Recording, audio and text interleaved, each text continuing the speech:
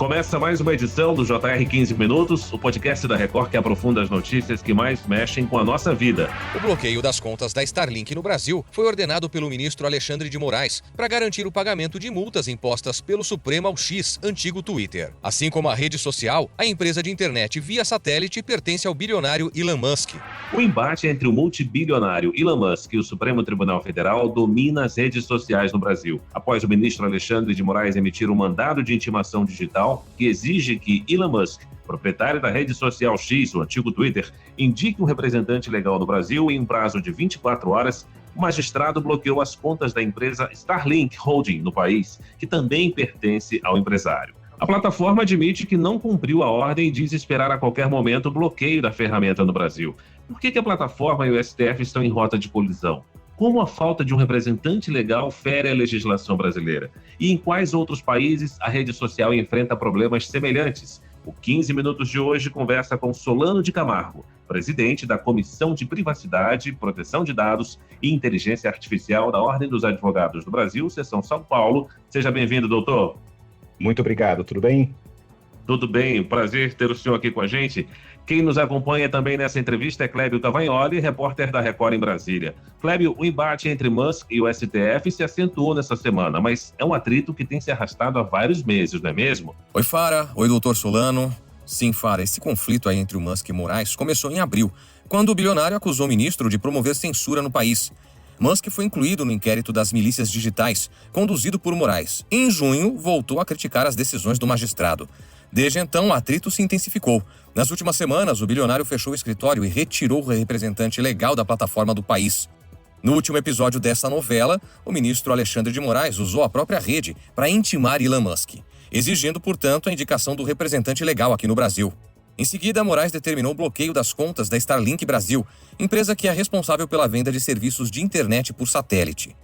Depois da decisão, o empresário voltou a fazer críticas a Alexandre de Moraes. Doutor, o ministro está ampliando o cerco contra Elon Musk. O objetivo é quitar as multas que o X deveria pagar no Brasil pelo descumprimento de ordens judiciais.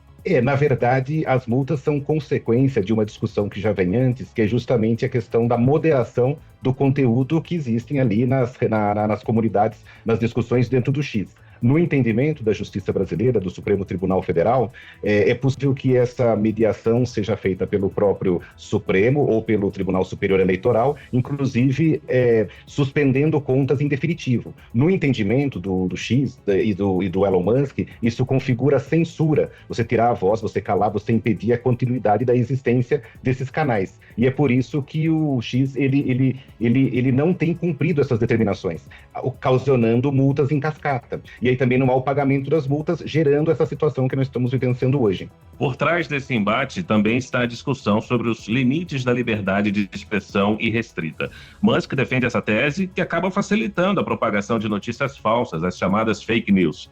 Inclusive, a plataforma enfrenta esse problema em outros países, como Inglaterra, Austrália, na região da União Europeia. Doutor Solano, essa discussão pode nos levar a definir um conceito do que é a liberdade de expressão e quando ela é usada para cometer crimes? Realmente é uma questão que coloca à prova posições constitucionais de diversos estados. Então, o X ele é sediado nos Estados Unidos, onde vigora a primeira emenda à Constituição, que é uma norma que dá ampla liberdade de opinião para as pessoas, liberdade jornalística, e é considerado um dos pilares da democracia americana. Então, segundo as leis dos Estados Unidos, eles até aceitam um certo grau de difamação, eles aceitam a exposição, inclusive, contra pessoas públicas, num grau praticamente irrestrito. No Brasil, nós temos uma diferença de compreensão. Então, no Brasil, se protege mais o que se chama de dignidade da pessoa humana, inclusive de pessoas públicas, como teve no caso do julgamento, por exemplo, da Vanessa Camargo contra Rafinha Bastos. Foi um caso em que uma piada gerou uma condenação por danos morais. Então, quando a gente opõe os princípios jurídicos dos Estados Unidos com os princípios em vigor no Brasil, a gente tem esse conflito. Então, o Elon Musk, quando ele se manifesta contrariamente ao Supremo Tribunal Federal, ao Tribunal Superior Eleitoral nos Estados Unidos, ele está protegido pelo guarda-chuva jurídico da primeira emenda, E quando o ministro Alexandre de Moraes ele considera que há violação às normas brasileiras, ele está se baseando à Constituição brasileira. Então nós temos esse embate, esse conflito, e aí a questão é, será que uma norma brasileira pode se opor a normas de outras jurisdições? É justamente essa a grande discussão do momento. Agora, doutor Solano, o presidente Lula deu uma declaração recente dizendo que qualquer empresário que se estabeleça no Brasil tem que cumprir a legislação local. Isso também gera uma discussão ou não deveria ter discussão em cima disso, independente de onde seja a base, a sede dessa rede social? É que é preciso entender assim, o cenário como um todo. As redes sociais, as plataformas digitais, elas são empresas transnacionais que atuam ao mesmo tempo num sem número de jurisdições. Então, o que acontece é se você tem uma jurisdição que ela não permite tanta liberdade ali de opinião, de expressão, de manifestação, você acaba interferindo no que pessoas de outros estados têm acesso. Então, esse tipo de declaração do presidente Lula, ele funciona, sem dúvida, para as empresas analógicas, mas numa rede mundial é uma questão sempre problemática, porque nós temos que atuar em coordenação com outros estados, com outras legislações. Então, qual é o limite da liberdade de expressão? Essa é a primeira questão. A segunda é, quem é o censor da internet? Né? Até onde vai o limite, por exemplo, da desinformação até a fake news? Uma opinião tida como exagerada ou equivocada, ela pode ser considerada para todos os efeitos um problema à democracia, ou existem situações mais graves que mereceriam, por exemplo, uma atividade assim tão, digamos assim, tão impulsiva como a censura eterna. Então essas discussões, elas não são simples e elas envolvem outros estados, outras legislações. Doutor, um detalhe que chamou a atenção nesta semana foi que o ministro Alexandre de Moraes emitiu um mandado de intimação digital contra Musk no próprio X. Como é que funciona a validade desse tipo de notificação feita por meios eletrônicos? Olha, do ponto de vista jurídico, essa determinação tem sido comentada no mundo todo como uma medida arbitrária, como uma medida que viola os princípios mais simples do devido processo legal. Porque a Constituição brasileira e as leis ordinárias brasileiras, além de tratados internacionais, definem que a intimação de pessoas domiciliadas ou sediadas no estrangeiro devem ser feitas através de documentos próprios, chamados cartas rogatórias, em que o Brasil emite para a autoridade judicial de outro estado. Uma vez que isso é feito, a autoridade do outro estado, a autoridade judicial do outro estado, é que vai cuidar do cumprimento, e isso é uma obediência à soberania internacional, faz parte da cooperação jurídica internacional. Ao ter feito isso, se entende, do ponto de vista do direito processual, que o Brasil cometeu assim, uma ilegalidade, uma arbitrariedade bem considerável. Doutor Solano, qual é a importância de exigir que Elon Musk indique um representante legal da plataforma aqui no Brasil para garantir a conformidade com a legislação brasileira? Esse é um ponto bem importante. Em princípio, a existência de um representante legal faz parte justamente da garantia de que haverá o cumprimento às normas regulatórias, às obrigações legais de uma forma geral. Só que especificamente com relação ao X, o que existe seria a ameaça de uma responsabilidade pessoal para esse representante em caso de descumprimento das ordens judiciais. Basicamente seria assim, ameaça de cadeia, de prisão, de penhora dos bens pessoais dos empregados, dos funcionários, desses representantes. E aí é por conta disso que o Elon Musk resolveu fechar a representação do X no Brasil. Então a questão, assim, muito embora a inexistência de representante legal do X pode ser considerada uma fraude à lei brasileira, por outro lado, a exigência também pode ser considerada um abuso ao determinar que seja apontada assim, uma arma em direção a esses representantes. Também é importante mencionar que, como uma empresa global, uma plataforma de internet, você tem empresas que são acessadas em mais de 200 países ao mesmo tempo. Então, será que a exigência vai ser sempre uma medida razoável, proporcional? Então, é uma discussão que não é simples. Na verdade, parece se pegar um filigrana, que é a obrigatoriedade de se ter uma pessoa, um representante no Brasil, exigida pelo Marco Civil da Internet e pela Lei Geral de Proteção de Dados, como forma de pressionar a empresa a cumprir determinações. Além da intimação, Moraes bloqueou contas da empresa Starlink Holding, que pertence ao bilionário. A empresa pode realmente ser responsabilizada pela plataforma X? E ela pode continuar prestando seus serviços no Brasil? Essa é uma outra medida que merece uma análise mais aprofundada, porque até onde se tem notícia, não há um devido processo legal que corresponsabilize a Starlink por atividades do X. Então, no Brasil existe o princípio da desconsideração da personalidade jurídica, em que você pode imputar a responsabilidade civil de uma empresa ou de uma pessoa a outra, né, desde que você mostre que exista vínculos em comum. Agora, a Starlink, até onde você sabe, tem o Elon Musk de sócio, mas assim como também tem outros sócios. Então, essa medida parece ser uma possível arbitrariedade.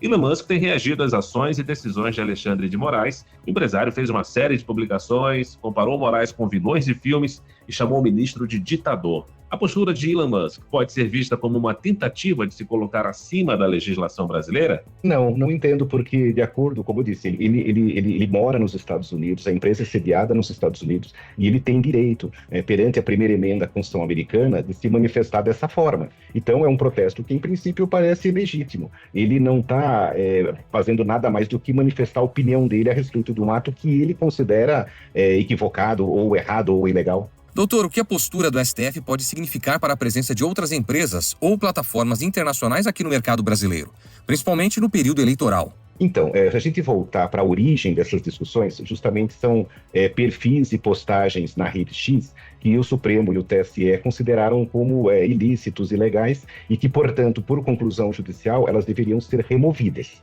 Então, a desobediência a uma ordem judicial, ela existe, e assim, tem penalidades, como, por exemplo, multas, como, por exemplo, eventual apuração de crime de desobediência. Então, a pergunta que se faz é se essa medida ela é proporcional, porque as redes sociais desempenham uma função de ordem pública, uma função importante, e que, muito embora ela deva ser moderada, ela deva sofrer o escrutínio da lei e justamente apreciada as situações específicas, a questão de você simplesmente tirar da tomada uma rede social é uma medida comparável que aconteceu em ditaduras, em situações em que há regimes de exceção. Você está calando toda uma grande comunidade, milhões de pessoas que interagem no dia a dia, por uma questão que poderia e que deveria ser resolvida pelos trâmites legais estabelecidos há centenas de anos, que é a cooperação jurídica internacional. Aí que vem o ponto. Os Estados Unidos, por conta da primeira emenda, não tem aceitado ordens judiciais vindas do Brasil, relacionadas à censura e a cancelamento de contas, como a gente viu no episódio do Alan dos Santos, que já tem mandado de prisão deferido pelo Supremo já há algum tempo, e o Supremo simplesmente não cumpre as cartas rogatórias que vêm do Brasil. Então, por uma questão de falta de coordenação entre os países, o artifício que está sendo utilizado pelo Supremo seria puxar a tomada e tirar a rede social do ar. Doutor, esse embate pode trazer um impacto significativo na relação entre tecnologia, regulamentação e liberdade de expressão? Esse episódio pode influenciar a legislação sobre tecnologia e mídia social no Brasil, com o avanço, por exemplo, do PL das fake news, que ainda está parado no Congresso Nacional? Nós temos que ver qual vai ser a visão que vai se prevalecer. Então, se nós tivermos uma interpretação mais restritiva sobre a possibilidade de cancelamento de contas e sobre censura prévia, a PL da fake news está muito bem estruturada nesse sentido. Mas ocorre que existe uma reação também tão forte, ou talvez mais, justamente pela utilização de outras formas de se moderar a internet e de se controlar conteúdo tido como prejudicial. Então, o grande ponto é qual o caminho que o Brasil vai escolher. Existe um caminho com uma maior liberdade de expressão e outro com uma menor liberdade de expressão. O grande ponto, a grande observação que eu faço é sobre quem é o censor aqui no Brasil, quem é o detentor da verdade absoluta. Quem é que vai dizer que aquela informação ela é uma fake news que prejudica a democracia ou ela é simplesmente uma opinião equivocada, uma opinião sem fundamentos. Então, o poder de definir a verdade é que pode gerar uma série de consequências, dentre as quais é a criminalização da liberdade de opinião. Esse é o risco que nós sofremos. E aí nós vamos estar ao lado de outros estados que hoje criminalizam, e que tiraram, por exemplo, o X do ar, como é o caso do Turcomenistão, a Coreia do Norte, a China, a Rússia. Pois é, o senhor citou aí países da Ásia, a Europa. A União Europeia já rotulou o X como o maior disseminador de fake news do mundo, e o que se cobra é que a rede social se responsabilize por postagens com notícias falsas, disparos em massa feitos por robôs e que tenha controle sobre quem cria um perfil na plataforma. Doutor Solano, são ações que parecem básicas, mas que mesmo assim não são atendidas, é isso? Na verdade, existem métodos e maneiras processualmente legítimas de apurar a responsabilidade pela falta de mediação ou pela má mediação do conteúdo das redes sociais. Em princípio, o fundamento internacional consensual é que a responsabilidade pelo conteúdo, ele não é da plataforma, ele é do usuário. Então, a plataforma tem o dever, como aqui no Brasil também tem na União Europeia, como tem nos Estados Unidos, de apontar o responsável, seria através da identificação do IP e de outras maneiras tecnologicamente passíveis de encontrar o verdadeiro causador. Na hipótese de haver alguma promoção mais sofisticada de disseminação de fake news, por exemplo, com a complacência da rede social, existem maneiras de obter a responsabilização da plataforma, através de multa, através de indenização. Então, são maneiras que funcionam em qualquer lugar do mundo, inclusive na União Europeia. O que nós estamos falando aqui é de tirar da tomada a rede social. Esse é o ponto. Será que isso é equilibrado, proporcional, razoável? Muito bem, nós chegamos ao fim dessa edição do 15 Minutos. Eu agradeço a participação do presidente da Comissão de Privacidade, Proteção de Dados e Inteligência Artificial da Ordem dos Advogados do Brasil, Seção São Paulo, doutor Solano de Camargo. Muito obrigado, doutor. Imagina, foi uma honra. Agradeço também a presença do Clébio Cavagnoli, repórter da Record em Brasília. Valeu, Clébio. Eu que agradeço, Fara. Sempre um prazer participar com vocês aqui do podcast. Esse podcast contou com a produção de David Bezerra e dos estagiários Fernando Russo, Isabela Santos e Yasmin Logrado. Sonoplastia de Diego Marcondes. Coordenação de conteúdo, Edivaldo Nunes e Deni Almeida. Direção editorial, Tiago Contreira. Vice-presidente de jornalismo, Antônio Guerreiro. Você pode acompanhar o JR 15 Minutos no portal r7.com, nas redes sociais do Jornal da Record e nas principais plataformas de streaming. Te aguardamos no próximo episódio. Até lá.